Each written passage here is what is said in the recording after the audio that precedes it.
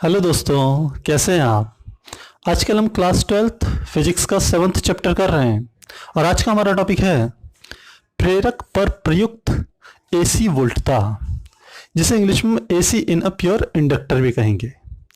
तो हम सबसे पहले एक एसी का परिपथ बना लेते हैं। हमने इस प्रकार से एसी का परिपथ बनाया और इस पर हमने क्या लगा दिया, एक प्रेरकत्व लगा दिया है, यानी कि एक कुंडली लगा दी। मान लेते हैं हमने जो ये कुंडली लगाई है, इस कुंडली का स्वप्रेरण गुणांक को हम L से प्रदर्शित कर रहे हैं। तो हम कहते हैं कि हमने यहां पर जो वोल्टेज अप्लाई की है, प्रत्यावर्ती वोल्टेज, मान लेते हैं, माना किसी क्षण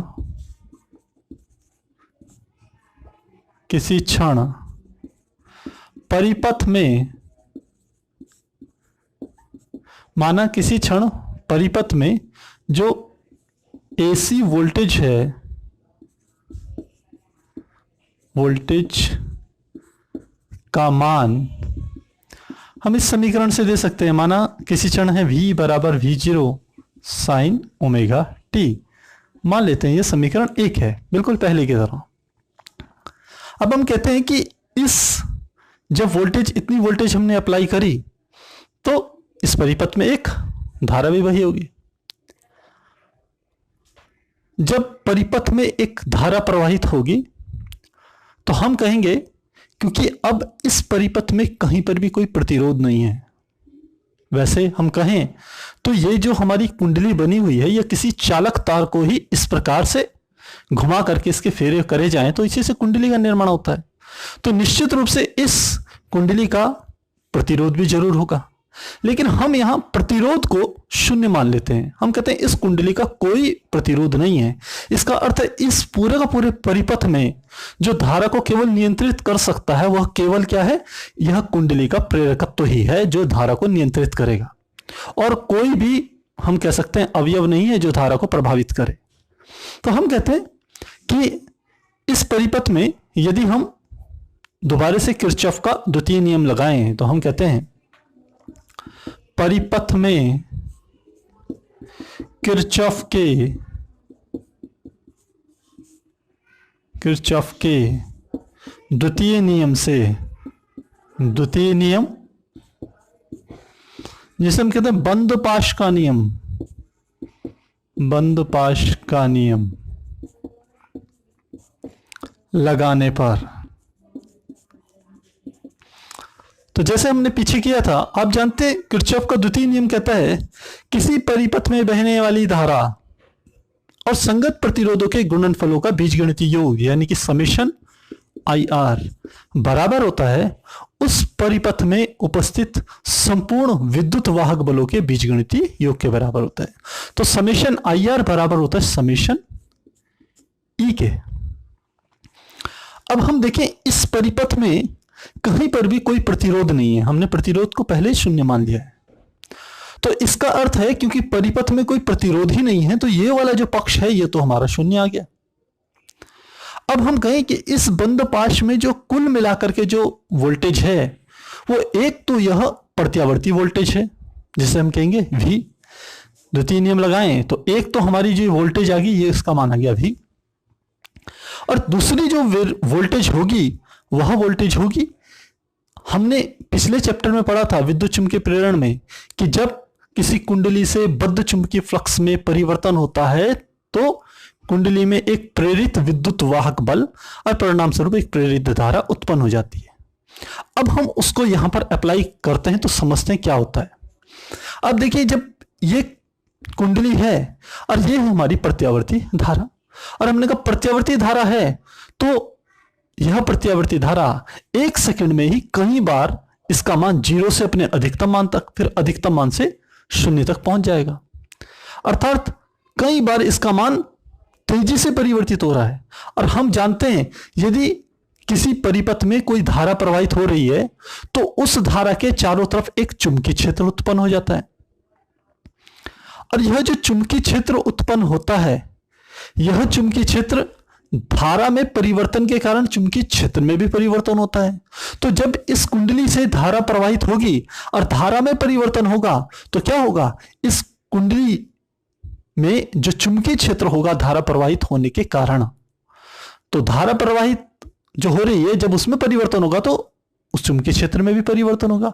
चुंबकीय क्षेत्र में परिवर्तन के परिणाम स्वरूप इस कुंडली में एक प्रेरित विद्युत वाहक बल उत्पन्न हो जाएगा। तो उस विद्युत वाहक बल को भी यहां हम जोड़ेंगे तो ये आ गया V प्लस E, ये प्रेरित विद्युत वाहक बल है और इसका माना क्या आ गया, शून्य। क्योंकि परिपथ में धारा तो बह रही है लेकिन प्रतिरोध शून्य, इसलिए हमारा जो एक पक्ष है ये किसके बराबर आ गया, शून्य के बराबर। यहां हम लिख सकते हैं जहां E यह परिपथ में धारा परिवर्तन के कारण उत्पन्न प्रेरित विद्युत वाहक बल, ये E उसको प्रदर्शित करता है। अब हम जानते हैं चूंकि E बराबर हमारा होता है, प्रेरित विद्युत वाहक बल का मान होता है -L into DI upon dt, जहां L इस कुंडली का स्वप्रेरण गुणांक है या प्रेरकत्व है, DI अपॉन dt ये एकांक समयांतराल या dt समयांतराल में जो धारा में परिवर्तन हुआ है उसे DI से प्रदर्शित किया जा रहा है। तो हम यह वाला मान यदि इस समीकरण में रख दें E का मान, तो हम लिखते हैं समीकरण, यह वाली 1 है, यह वाली हमारी समीकरण 2, तो लिखते हैं समीकरण 2 में E का मान रखने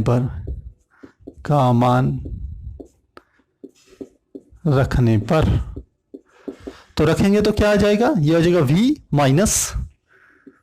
minus L into DI upon dt बराबर हो गया 0 के।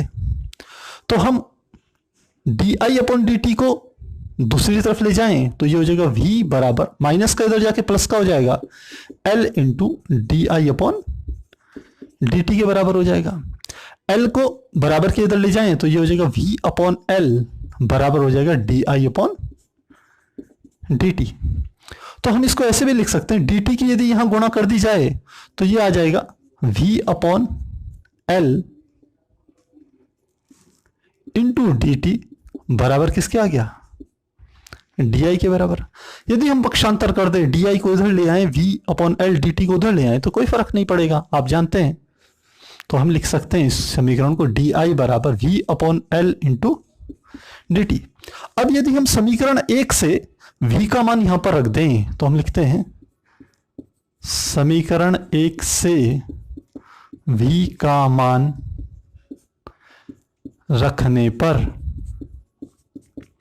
रखेंगे तो क्या होगा, इधर तो हमारा DI है और इधर की ओर है हमारा V की जगह क्या आ जाएगा, V0 साइन ओमेगा t बटे L इंटू क्या आ गया, dt आ गया। अब देखिए इधर है DI इधर है dt, तो हम कहते हैं दोनों पक्षों का समाकलन करने पर, क्योंकि DI क्या है, सूक्ष्म समय अंतराल dt में जो धारा परिवर्तन हुआ है वह DI है, तो हम कहेंगे कुल धारा कितनी प्रवाहित होगी, तो हम लिखेंगे समाकलन करने पर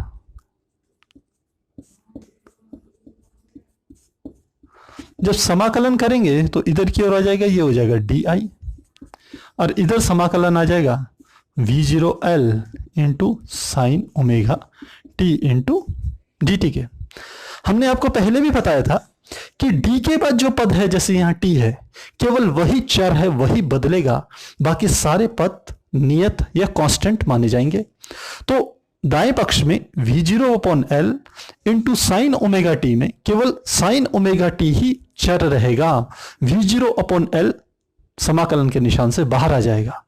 तो DI का समाकलन करेंगे तो ये तो हमारा धारा का मान हो जाएगा I, और इधर आ जाएगा V0 अपॉन L और समाकलन आ जाएगा sine omega t into dt। इसको यदि हम हल करें तो ये आ जाएगा I is equal to V0 upon L, तो ऐसे का ऐसे आ जाएगा। अब यहां हम एक सूत्र जानते हैं, हम सूत्र लिख लेते हैं। समाकलन होता है साइन थीटा डी थीटा बराबर होता है माइनस कॉस थीटा के। तो यदि यह सूत्र हम यहां अप्लाई करें तो साइन ओमेगा टी का जो समाकलन होगा वो माइनस कॉस ओमेगा टी होगा। तो लिख लेंगे, ब्रैकेट में लिख लेते हैं माइनस कॉस ओमेगा टी। अब हम तो टी के सापेक्ष समाकलन कर रहे थे, यहां ओमेगा अतिरिक्त है तो हम ओमेगा को कहां ले जाते हैं, हर में ले जाएंगे ओमेगा, और ये हमारा हो गया ब्रैकेट बंद। तो यह तो हमारा क्या था, सूत्र था। तो हमारा मान आ जाएगा I इजिकल टू, इसको लिख सकते हैं V0 upon omega L. Minus का निशान हमने कहा आगे आ गया और साथ में हमारा आ गया कॉस ओमेगा टी। अब आप देखिए यह जो हमारी समीकरण है, यह समीकरण इस समीकरण से यदि हम इसकी तुलना करें तो हम कहते हैं इस समीकरण में तो साइन ओमेगा टी है और इसमें क्या है, कॉस ओमेगा टी। हम कॉस ओमेगा टी को साइन के पदों में यदि व्यक्त करना चाहें तो हम जानते हैं चूंकि साइन 90 माइनस थीटा, 90 को लिखते हैं पाई बाय 2 माइनस थीटा की जगह क्या लिख सकते हैं, omega T. Sine pi by 2 minus omega T बराबर होता है कॉस ओमेगा टी के। और यदि हम यहां माइनस का निशान लगा दें तो हम इधर के पद को पलट सकते हैं, या हम दूसरा सूत्र कहें, हम कहते हैं चूंकि साइन माइनस थीटा बराबर होता है माइनस साइन थीटा के, तो माइनस साइन थीटा को साइन माइनस थीटा भी लिखा जा सकता है। तो समझते हैं इसे कैसे करते हैं।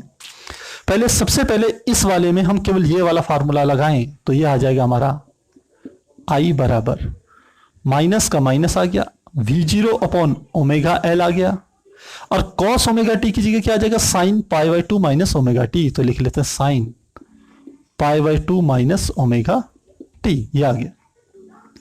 अब हम इस सूत्र की तरफ ध्यान दें। आप देखिए साइन माइनस थीटा बराबर होता है माइनस साइन थीटा। जब साइन माइनस थीटा बराबर माइनस साइन थीटा के होता है तो इसका उल्टा भी संभव है, माइनस साइन थीटा बराबर साइन माइनस थीटा के बराबर होगा।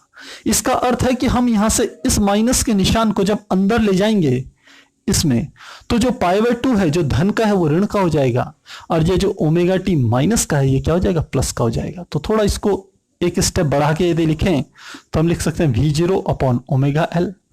हमने लिख लिया साइन, और माइनस का निशान अंदर ले जाएं तो माइनस, ये हो जाएगा pi by 2 minus omega T. ये हमने माइनस साइन थीटा को साइन माइनस थीटा के पदों में व्यक्त कर दिया यहां पर। तो आगे सॉल्व करें, I बराबर हो गया V0 अपॉन ओमेगा एल, और साथ में ये हो जाएगा साइन, माइनस से खोल देंगे तो प्लस वाला पहले लिख लें, तो ये हो गया omega T minus pi by 2। यह हमारी समीकरण इसके थोड़ी समानार्थी हो गई, लेकिन यहां पर अब ये वाला पद आ गया। हम कहते हैं ये V0 क्या है, विभव है, और ओमेगा एल क्या है, ओमेगा एल। हम जानते हैं कि यह ओमेगा तो कोणीय वेग है और एल क्या है, इस कुंडली का स्वप्रेरकत्व। लेकिन यह जिस स्थान पर आया है यह स्थान तो प्रतिरोध को प्रदर्शित करता है ना। तो हम लिख सकते हैं, यदि हम ले लें कि I0 यानी कि धारा का जो अधिकतम मान होगा वह बराबर होगा V0 अपॉन ओमेगा एल के। तो हम कहते हैं ये जो ओमेगा एल है यह इस सूत्र में ऐसे ही बिल्कुल व्यवहार कर रहा है जैसे कि हमारा I equal to V upon R वाले सूत्र में R व्यवहार करता है। और R क्या होता था, धारा के मार्ग में चालक द्वारा उत्पन्न प्रतिरोध, और ठीक वही व्यवहार कौन कर रहा है, यहां ओमेगा एल कर रहा है। तो हम लिखते हैं चूंकि ओमेगा एल धारा के मार्ग में प्रेरक द्वारा उत्पन्न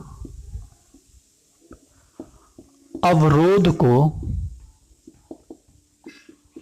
प्रदर्शित करता है,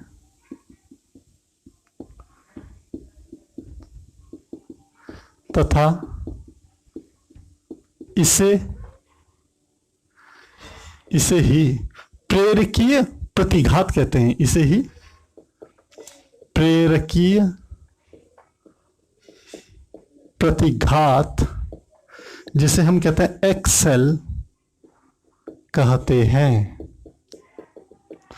इसका अर्थ है कि ये जो ओमेगा एल है वो किसके बराबर है? एक्सेल। तो एक्सेल बराबर किसके हो गया? Omega L. इसका अर्थ है ये एक्सेल वह प्रतिरोध है धारा के मार्ग में, वह अवरोध है जो कि इस कुंडली के द्वारा उत्पन्न किया जा रहा है, जिसका कि स्वप्रेरकत्व एल है। तो हम यहां से यदि ओमेगा का मान यहां पर रखें, चूंकि ओमेगा बराबर होता है 2 पाई एफ, तो एक्सएल बराबर हो गया 2 पाई एफ इंटू एल के बराबर आ गया। तो यहां से आपको एक बात यहां समझ में आनी चाहिए कि जो प्रेरकीय प्रतिघात होता है वह हम जो भी जैसे प्रत्यावर्ती स्रोत का इस्तेमाल कर रहे हैं, उस स्रोत के फ्रीक्वेंसी के अनुक्रमानुपाती होता है। अर्थात जो हम जिस एसी स्रोत का इस्तेमाल कर रहे हैं, इसकी आवृत्ति को, जैसे कि हमने बताया हमारे घरों पे जो एसी आती है उसकी आवृत्ति 50 हर्ट्ज होती है, यानी कि 1 सेकंड में 50 बार वो अपने साइकिल को पूरा करती है। तो हम कहेंगे फ्रीक्वेंसी जितनी ज्यादा होगी, प्रेरकीय प्रतिघात का मान उतना ही अधिक होगा। तो यहां पर हमें एक ये रिलेशन पता चल जाता है। अब हम इससे आगे चलते हैं। हम इस वाली समीकरण में यदि यह मान रखें तो लिखते हैं समीकरण, हमने यहां पर यह समीकरणें बनाई हैं, समीकरण 1, समीकरण 2 और यह ले लेते हैं समीकरण 3 से। तो लिखते हैं समीकरण 3 में क्या रख रहे हैं? V0 अपॉन ओमेगा एल बराबर I0 रखने पर, तो रखेंगे तो हमारी ये समीकरण क्या आ जाएगी? हमारी समीकरण आ जाएगी I बराबर I0 और साथ में आ जाएगी sine omega T minus pi by 2। तो यहां हमने निकाल लिया कि यदि परिपथ में V बराबर V0 साइन ओमेगा टी किसी क्षण विभव का मान है, तो उसी परिपथ में उस क्षण जो धारा का मान होगा वो I बराबर I0 sine omega T minus pi by 2 से प्रदर्शित किया जाएगा। तो यहां से हमें एक बात यह पता चलती है कि यहां वोल्टेज और करंट के बीच में, इन दोनों के बीच में, यह दोनों समान कला में नहीं है, क्योंकि आगे के पद तो ठीक है, यहां V है वहां I है, यहां I0 है वहां यहां V0 है वहां I0 है, लेकिन साइन के बाद यहां देखिए ओमेगा टी है कोण, और यहां पर है omega T minus pi by 2। तो अब हम यहां से आगे अपनी चर्चा को आगे बढ़ाएंगे। अभी हमने प्रेरक पर प्रयुक्त एसी वोल्टता वाले परिपथ में देखा वोल्टेज का जो हमारा समीकरण था किसी क्षण, वो समीकरण था V बराबर V0 साइन ओमेगा टी। और ठीक इसी प्रकार जो हमने धारा का मान निकाला, उस धारा का मान आता था I बराबर I0 sine omega T minus pi by 2। अब यदि इन दोनों समीकरणों की हम बात करें, इन पे चर्चा करें, तो हम कहते हैं कि जब किसी परिपथ में कोई कुंडली लगाई जाती है तो किसी क्षण वोल्टेज और जो धारा होती है वह दोनों साथ साथ नहीं रहते, उनके बीच में कलांतर आ जाता है, उनके बीच में फेज डिफरेंस आ जाता है, अर्थात वो दोनों साथ साथ नहीं चल पाते। तो हम कहते हैं कि जो धारा का मान यदि देखें तो धारा का मान है omega T minus pi by 2। इसका अर्थ है जो धारा होती है वो वोल्टेज से पाई बाय 2 यानी कि 90 डिग्री पीछे चलती है। तो हम कहेंगे कि यहां पर धारा वोल्टेज से या वोल्टेज के पश्चगामी है, पश्चगामी है, अर्थात धारा और वोल्टेज साथ साथ में चल करके दोनों क्या चल रही हैं? वोल्टेज आगे चल रही है और धारा उससे 90 डिग्री पीछे चल रही है। अब यदि इनको हम ग्राफ के रूप में प्रदर्शित करें तो हम किस प्रकार से प्रदर्शित करेंगे? हम कहते हैं यहां हमने ग्राफ बना दिया, इसमें यदि वोल्टेज बनाएं तो वोल्टेज को हम इस प्रकार से प्रदर्शित कर सकते हैं, यह हमारी वोल्टेज है। अब वोल्टेज के समानार्थी यदि हम बनाएं धारा को, पहले तो वोल्टेज को यदि बनाएं तो यह हमारा जो मान होता है, यह मान प्रदर्शित करता है V0 प्लस V0 को और ये माइनस V0, यानी कि धारा का वोल्टेज का शिखर मान को प्रदर्शित कर रहा है या वोल्टेज के आयाम को प्रदर्शित कर रहा है। अब यदि इसमें हम बना दें, करंट का भी बनाएं, तो आप देखिए यहां से हमें पता चलता है कि जो धारा है वो वोल्टेज से 90 डिग्री पीछे है। तो पीछे का अर्थ है कि जब वोल्टेज शून्य था तो धारा का मान उस समय क्या था, हम कहें उसका अधिकतम मान था। अब जब वोल्टेज का मान अधिकतम होगा तो धारा का मान शून्य हो गया होगा। जब वोल्टेज का मान फिर से हम कहें कि शून्य हुआ होगा तो धारा का मान अपने अधिकतम मान तक पहुंच गया होगा। फिर हम कहें जब वोल्टेज का मान अपने अधिकतम मान तक पहुंचा होगा तो धारा का मान शून्य हो गया होगा। और फिर से जब वो वोल्टेज का मान शून्य हुआ होगा तो धारा का मान अपने अधिकतम मान तक पहुंच गया होगा। अब इनके बीच में यदि ग्राफ प्लॉट किया जाए, ग्राफ बनाया जाए, तो वह ग्राफ कुछ इस प्रकार से आएगा।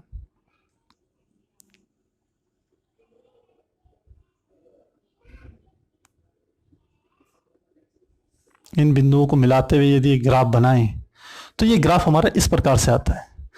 यह जो ग्राफ है यह प्रदर्शित करता है I बराबर I0 sine omega T minus pi by 2 को, और जबकि यह वाला जो दूसरा ग्राफ है हमारा यह प्रदर्शित करता है V बराबर V0 साइन ओमेगा टी। तो इन दोनों के बीच में जो फेज डिफरेंस है, जो कलांतर है, वो पाई बाय 2 है। दोनों एक साथ नहीं चल रहे हैं। तो हम कह सकते हैं कि यह जो है, यह जो प्रदर्शित कर रहा है ये माइनस I0 को प्रदर्शित करेगा, माइनस I0 को प्रदर्शित करेगा, और यह वाला प्लस I0 को प्रदर्शित करेगा। तो इस प्रकार से हम इनका आरेख बना सकते हैं। और यह जो है यह हमारा समय चल रहा है, यानी कि ओमेगा टी इस तरीके से आगे की ओर बढ़ रहा है समय के साथ। यह तो हमारा वक्र हो गया, किसके बीच में, वोल्टेज और करंट के बीच में। अब यदि हम बनाना चाहें फेजर डायग्राम, तो फेजर डायग्राम कैसे बनाएंगे, हमने कहा था इस प्रकार से आप रख लीजिए। यह हमारा एक प्रकार से कोण को प्रदर्शित करता है। तो सबसे पहले यदि हम वोल्टेज बनाएं तो वोल्टेज हमने कहा था यह जो है ये प्रदर्शित करता है किसको, परिमाण को, और परिमाण कितना है V0। और यह जो कोण है यह V का कोण कितना है, ओमेगा टी, यह प्रदर्शित कर रहा है ओमेगा टी को। अब हम धारा की बात करें, हम कहते हैं कि जो धारा का मान है वह वोल्टेज से पाई बाय 2 यानी कि 90 डिग्री पीछे है। तो यानी कि इस V से यदि 90 डिग्री का हम कोण बनाएं तो वह इस प्रकार से आएगा, और यह किसको प्रदर्शित करेगा, धारा को प्रदर्शित करेगा। और यह वाला जो कोण है, यह कोण ये कितना है 90 डिग्री, यह प्रदर्शित करेगा I0 को प्रदर्शित करेगा। तो हम देखते हैं वोल्टेज और करंट के बीच में या विभव और धारा के बीच में कितना कलांतर आ गया, 90 डिग्री का कलांतर आ गया। तो यह जो हमारा डायग्राम होता है इसे हम कहते हैं फेजर डायग्राम। यहां दो फेजर हैं, एक फेजर है हमारा वोल्टेज और दूसरा फेजर है हमारा धारा। तो इस प्रकार से हम इन दोनों वक्रों को तैयार कर सकते हैं। अभी हमने जब एसी परिपथ में शुद्ध प्रेरकत्व रखा जाता है, एक कुंडली लगाई जाती है, केवल कोई प्रतिरोध नहीं रखते, कोई संधारित्र नहीं रखते, कोई दूसरा उपकरण हम कह सकते हैं अवयव नहीं रखते, तो उस स्थिति में हमने कहा जो वोल्टेज होती है वो V0 साइन ओमेगा टी तथा धारा I बराबर I0 sine omega T minus pi by 2 से प्रदर्शित की जाती है किसी क्षण। अब हम यहां पर हमारे दिमाग में एक और बात आती है। हम कहते हैं जिस प्रकार किसी परिपथ में, एसी परिपथ में जब हम प्रतिरोध लगाते हैं और प्रतिरोध के सिरों के बीच में ऊर्जा क्षय होता है, यानी कि जो हमारी विद्युत ऊर्जा होती है उसकी खपत होती है पूरे एक चक्र के दौरान, जैसा कि हमने पीछे निकाला था जब परिपथ में शुद्ध प्रतिरोध रहता है। तो हमारे दिमाग में आता है कि क्या जब किसी परिपथ में जिसमें केवल कुंडली लगी हो, क्या इसके सिरों के बीच में भी पूरे एक चक्र के लिए, प्रत्यावर्ती धारा के पूरे एक चक्र के लिए क्या कुछ ऊर्जा क्षय होती है? तो अब हम इसी को ज्ञात करेंगे। तो हम कहते हैं तो किसी परिपथ में जो वोल्टेज का मान होता है वो V0 साइन ओमेगा टी और धारा का मान I0 साइन ओमेगा टी होता है। लिखते हैं माना किसी क्षण हम लिखते हैं कुंडली के सिरों के मध्य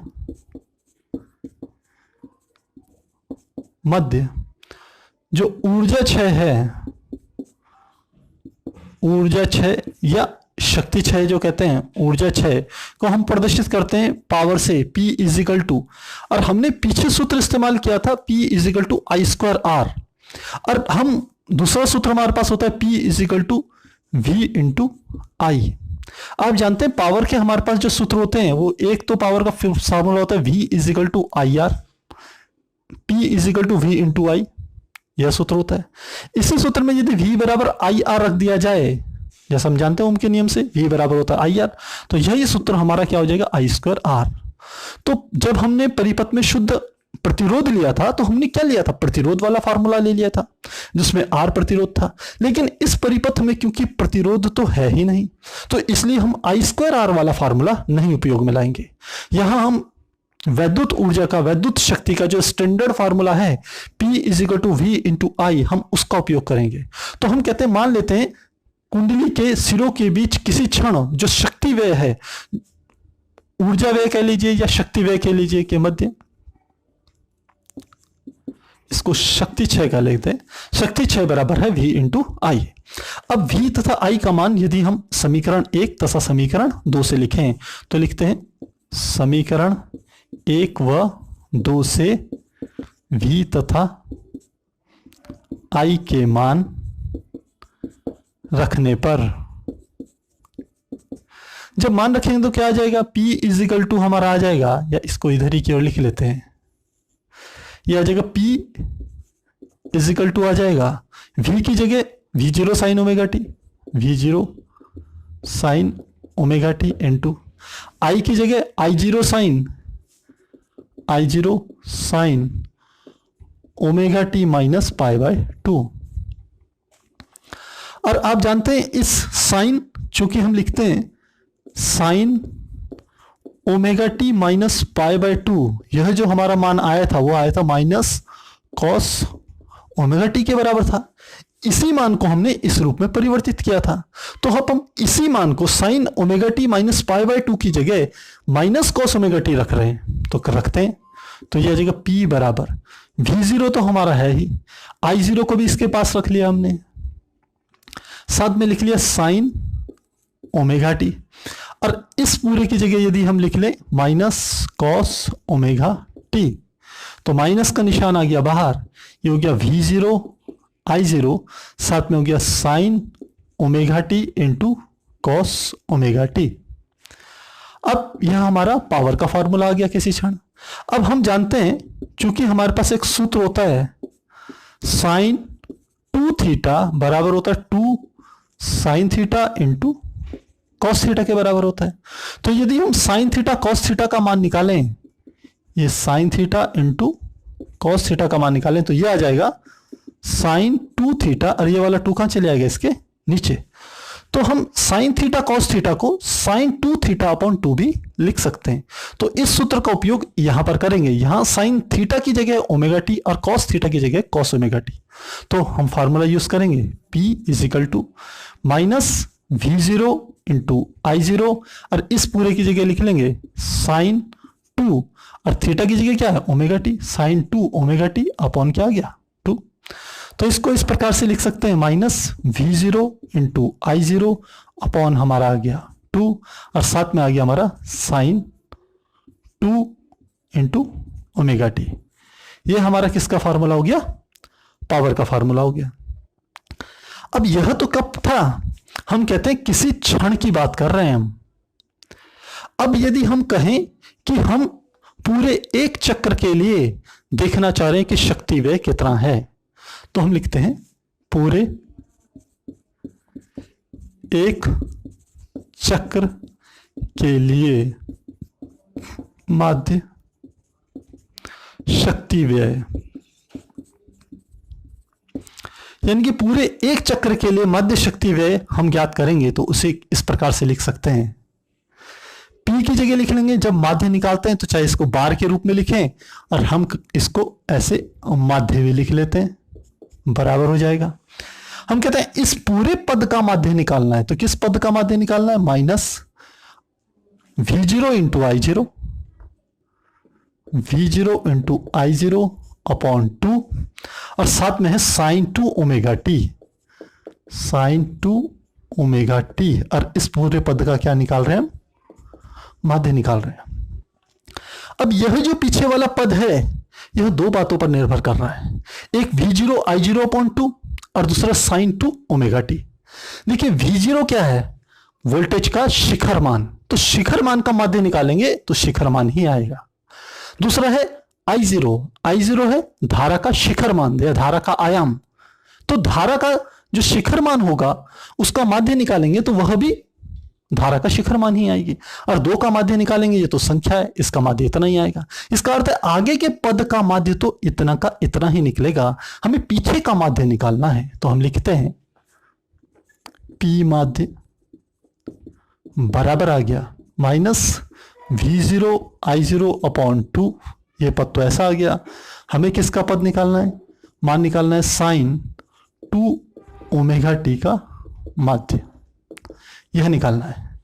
लेकिन हम पीछे के हमने जो फॉर्मूले किए थे उससे हम जानते हैं, चूंकि साइन 2 ओमेगा टी इसका जो माध्य होता है एक चक्र के लिए यह किसके बराबर होता है? 0 के बराबर होता है, बराबर होता है। अर्थात हम कह सकते हैं साइन 2 ओमेगा टी जो माध्य है यह किसके बराबर है? 0 के बराबर। यह मान यदि हम रखें, ये हमारी 2 समीकरणें हैं, इसको हम मान लें समीकरण 3 है, तो लिखते हैं समीकरण 3 में मान रखने पर, जब मान रखेंगे तो यह आ जाएगा P माध्य। जब साइन ओमेगा टी का मान भी जब 0 हो जाएगा तो 0 की इसमें गुणा होगी तो पूरा माध्य क्या हो जाएगा? 0। अर्थात एक ऐसा परिपथ जिसमें वोल्टेज के रूप में प्रत्यावर्ती वोल्टेज हो, स्रोत के रूप में, ऊर्जा के स्रोत के रूप में, और उसमें केवल एक शुद्ध प्रेरकत्व लगा हो, केवल एक कुंडली लगी हो, उसका प्रतिरोध हम कहें 0 है पूरे परिपथ का। ऐसी स्थिति में जो शक्ति व्यय होगा पूरे एक चक्र के दौरान वह क्या होगा? 0 के बराबर होगा, उसका जो माध्य आएगा। तो इसको कैसे समझेंगे? इसको समझने का एक आसान तरीका यह है, हम यदि इसी प्रकार से डायग्राम बनाएं, आपने देखा था हमने वोल्टेज का डायग्राम इस प्रकार से बनाया था, और जो करंट का बनाया था वह करंट का हमने ऐसे बनाया था। करंट का हम यहां से शुरू करते हैं,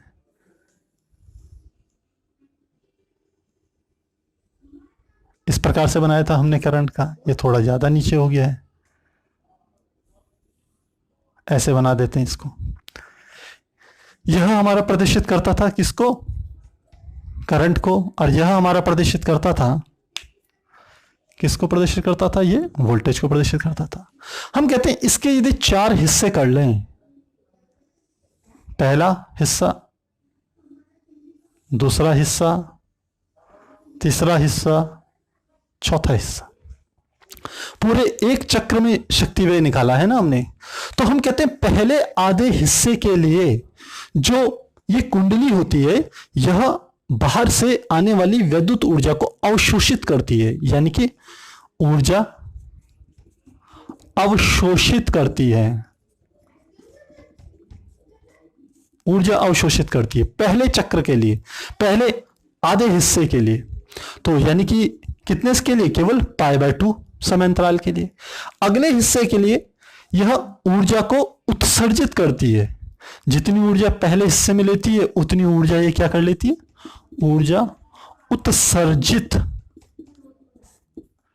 करती है।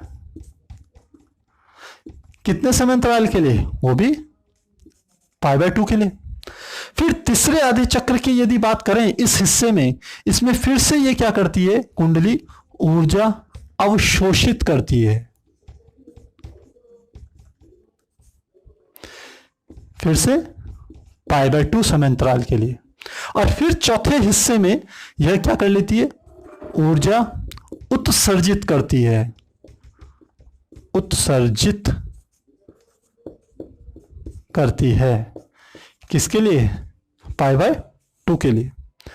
तो हम कह सकते हैं कि पहले 90 डिग्री के लिए, पहले चक्र के लिए, पहले हिस्से के लिए ऊर्जा अवशोषण, दूसरे के लिए ऊर्जा उत्सर्जन, तीसरे के लिए फिर ऊर्जा अवशोषित करना, और चौथे चक्र के लिए ऊर्जा उत्सर्जित करती है। तो हम कहते हैं पूरे चक्र के लिए जो कुल ऊर्जा का जो माध्य हमारा निकल के आता है शक्ति व्यय का, वो किसके बराबर होता है, 0 के बराबर।